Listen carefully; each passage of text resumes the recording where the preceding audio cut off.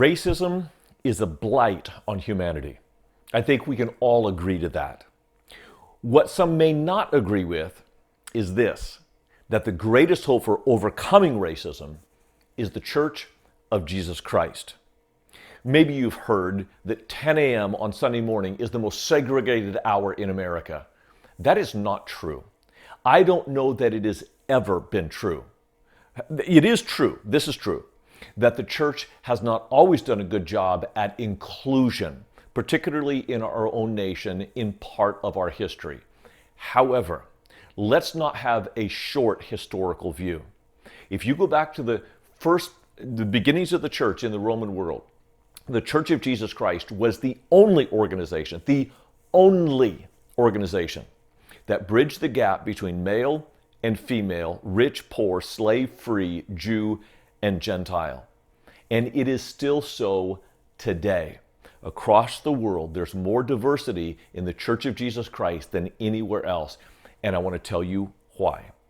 There is a theology in the Bible that said, and this really comes out of our core verse of Acts 17, that God made from one man every nation of mankind to live on all the face of the earth, having determined allotted periods and boundaries for their dwelling place.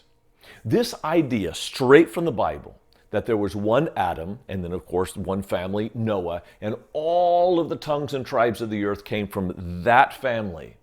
That is a biblical theology that at its core dismisses racism because the diversity of humanity is God's design that actually creates an alignment in our diversity, if for no other reason than the ultimate praise of God in heaven. So let me unpack that just a little bit.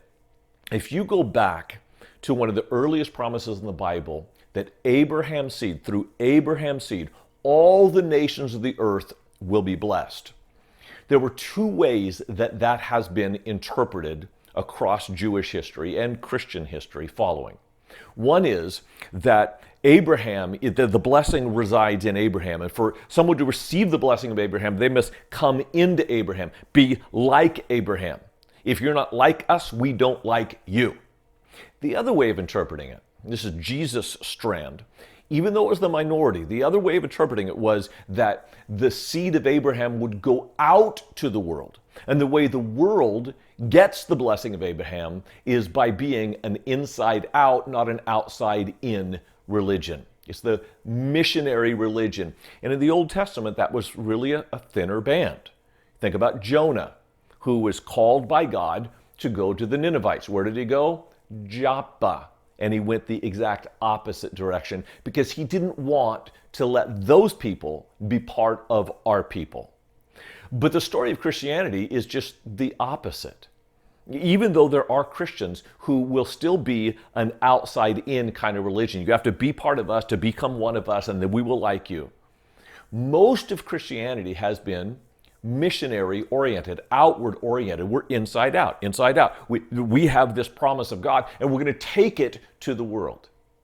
And the history recorded in the book of Acts documents not only the success, but the difficulty in getting to success. The first Gentile convert was Cornelius, Acts chapter 10 and 11. But to get to there, it starts in chapter 6 with the Hellenistic widows. They're one of us, they're insiders, but they're different than us, so we push them out.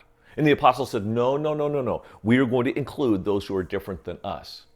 Chapter 7 of the book of Acts, you've got this sermon of Stephen that recounts the Jewish history, a Jewish history of us. But he goes, look, the greatest men in Jewish history, the Abrahams, the Moses, the Josephs, they all did their greatest work outside of Israel. We need to be inside out, not outside in.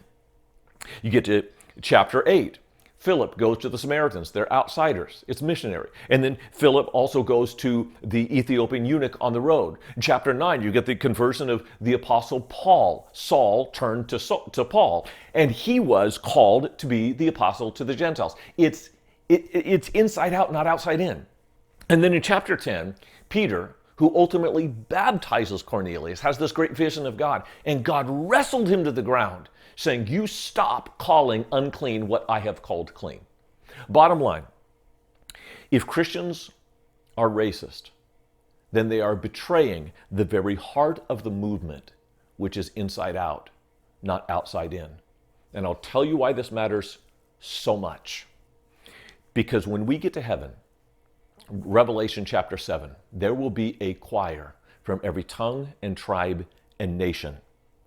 And if we don't reach them, there will be something missing in the praise that our God deserves. He deserves the praise of every language, of every tongue, of every tribe, of every dance, of every worship style. And it behooves us to make sure that all of the outsiders become insiders, because our great God deserves nothing less than the full praise of full humanity.